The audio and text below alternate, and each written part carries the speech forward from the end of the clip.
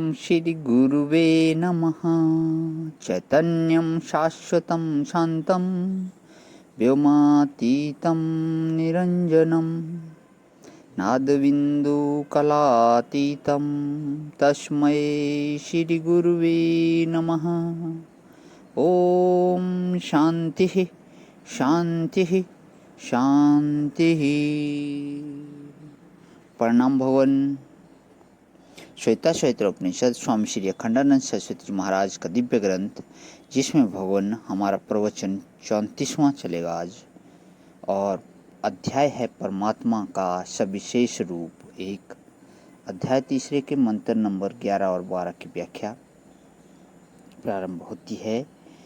तो मंत्र जैसे कि कल बताया था, सर्वान् न शिरोग्रीवः सर्वभूत ग्रहस्यः सर्वव्यापी स भगवान तस्मात्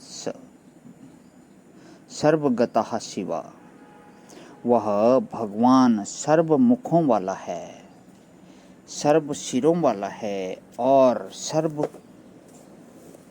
ग्रीवाओं वाला, सर्व जीवों की अंतःकरण में स्थित और सर्वव्यापक है। अतः वह सर्वगत और शिव है।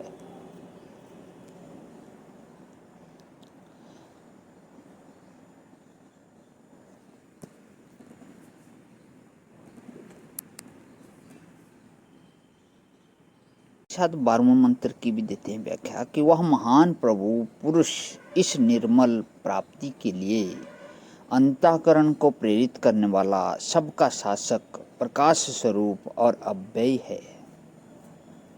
अमृता ते भवन्ति अथेतरे दुखम एव वापयन्ति।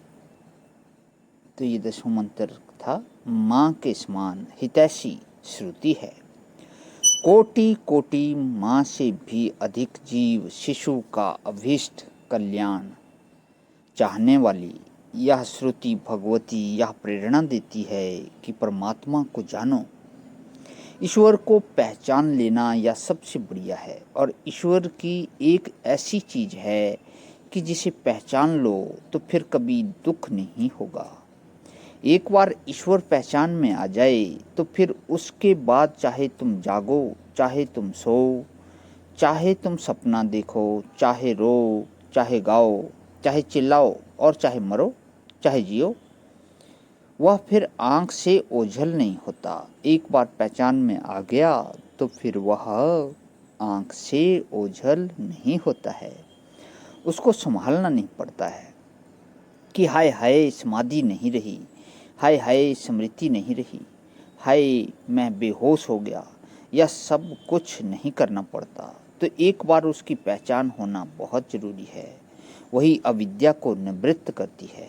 वही पहचान ही सारे दुखों को काटती है। एक बार ईश्वर से जान पहचान होना बहुत जरूरी है। श्रुति ने यह बात बताई, यह एतद द्विद्रुमस्ते भवन्ति। जिन्होंने इसको जान लिया वे तो अजर हो गए, अमर हो गए, अमृत हो गई। स्वयं मानो वे सच्चिदानंद घन ब्रह्म हो गए। और जान लेने से जो ब्रह्म हो जाता है वह तो पहले से ही रहता है। यही जानने की महिमा है। या देखो, हम लोग ऐसे कह देंगे कि मिश्री को जानना दूसरी बात है और मिश्री को खाना दूसरी बात है। जिसने आंख से देख लिया कि यह मिश्री है, उसको मिश्री का स्वाद थोड़ी ही आया। तो सब विशेष ईश्वर के बारे में यह न्याय लगाते हैं कि जो सगुण ईश्वर है, जो सब विशेष ईश्वर है, उसको जानने के बाद भी उसका स्वाद लेना पड़ता है। माने उसकी भक्ति करनी पड़ती है। प्रेम करना, भक्ति करना, सेवा करना, यही सगुण ईश्वर का स्वाद लेना है। और यह सगुण और यह निर्गुण जो ईश्वर है, यह तो जान लेने पर अपना आत्मा ही है। स्वयं अपने आप को क्या चखोगे और क्या खाओगे और क्या भोगोगे, वह तो स्वयं सच्चिदानंद घन ही है।